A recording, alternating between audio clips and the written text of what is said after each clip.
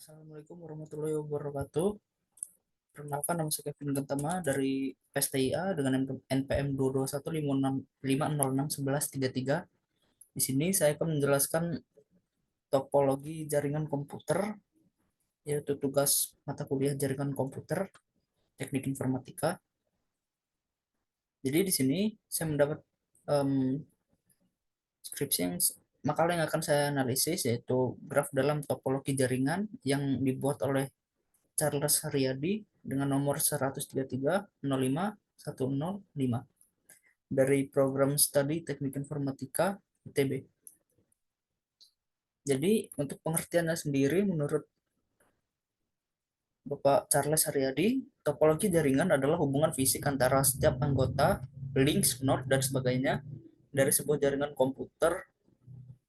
Setiap node dapat berupa modem, hub, bridge, ataupun sebuah komputer. Dalam sebuah jaringan komputer biasanya memiliki lebih dari satu koneksi dengan node lainnya. Nah, pada topologi jaringan ini sendiri dibagi menjadi dua jenis, yaitu yang pertama ada physical topologi atau topologi fisik, dan yang kedua ada logical topologi atau topologi logik. Kemudian di sini untuk pengertian dari physical topologi itu sendiri, yaitu merupakan pemetaan dari setiap node dan koneksinya terhadap node lain berdasarkan desain fisik dari jaringan komputer. Hal ini mencakup perangkat, kabel, lokasi, dan instalasi jaringan. Kemudian, berdasarkan karakteristiknya dibagi lagi menjadi 6, 6 klasifikasi, yaitu ada point-to-point topologi, ada bus topologi, ada ring topologi, ada star topologi, kemudian ada mesh topologi, kemudian ada tree topologi. Kemudian di sini ada pembahasan tentang point-to-point topologi. Point-to-point topologi dibagi lagi menjadi dua jenis, yaitu ada yang permanen dan ada yang switch. Yang switch ini merupakan koneksi yang menerapkan teknologi penukaran sirkuit sehingga koneksi antar setiap node menjadi dinamis. Koneksi dinamis ini memungkinkan node memutuskan koneksi apabila tidak dibutuhkan lagi hubungan antara kedua node tersebut. Kemudian yang kedua tadi ada topologi bus atau bus topologi. Ini merupakan sebuah kabel untuk menghubungkan keseluruhan jaringan. Setiap node yang ada pada jaringan akan dikoneksikan menggunakan sebuah konektor pada kabel tersebut. Untuk contohnya sendiri dari topologi bus itu seperti ini ya. Jadi seperti em, kursi penumpang pada bus. Kemudian keuntungan dari topologi bus ini yaitu topologi yang sederhana, kabel yang digunakan untuk menghubungkan setiap node hanya sedikit dan biaya yang diperlukan relatif murah. Cukup mudah apabila ingin dilakukan perluasan pada topologi. Kemudian yang ketiga ini ada topologi star. Bisa dilihat eh, topologi star sendiri berbentuk seperti bintang dengan pusatnya itu yaitu si switch ini di tengah ini yang akan menghubungkan jaringan-jaringan ke komputer-komputer lainnya. Kemudian keuntungannya yaitu bisa mudah untuk mengubah dan menambah node baru ke dalam jaringan yang menggunakan topologi bintang tanpa mengganggu aktivitas jaringan yang sedang berlangsung.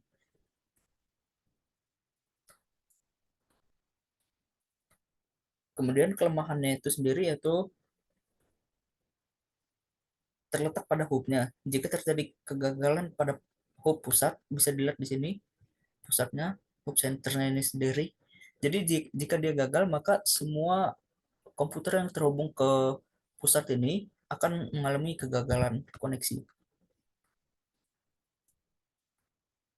Kemudian yang selanjutnya ada topologi cincin, ring topologi.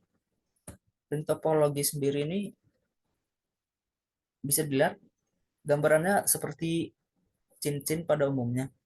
Keuntungan dari pemakaian topologi cincin ini yaitu data mengalir satu arah sehingga collision dapat dihindarkan.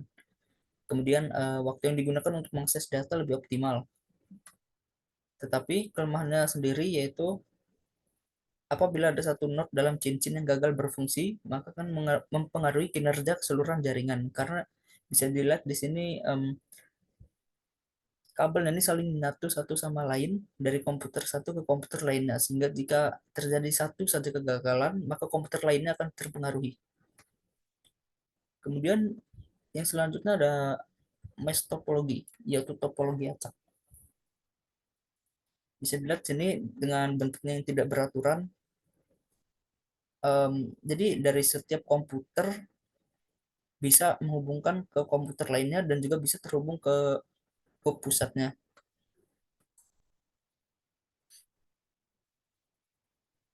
Dan untuk keuntungannya sendiri,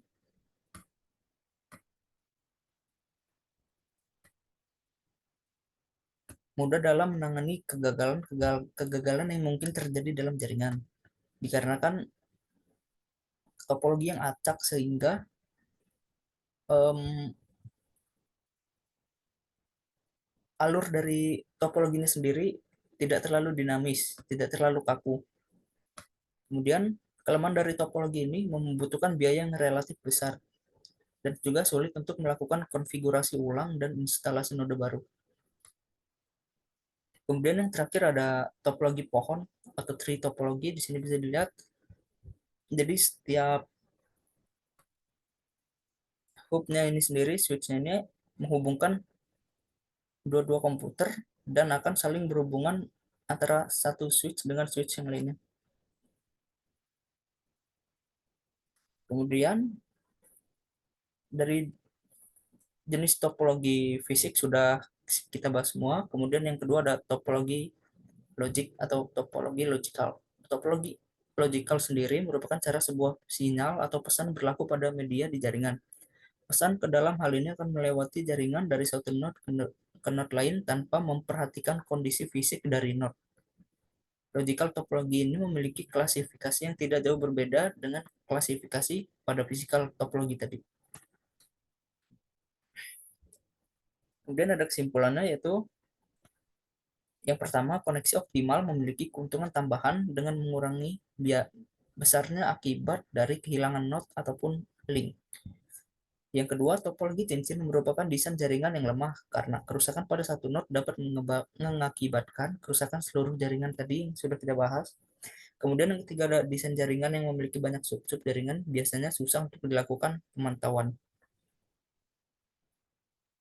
Kemudian yang keempat, topologi jaringan merupakan salah satu contoh penerapan graf dalam kehidupan nyata. Demikian materi yang sudah saya bahas. Jika ada salah kurangnya saya mohon maaf. Saya akhiri. Wassalamualaikum warahmatullahi wabarakatuh.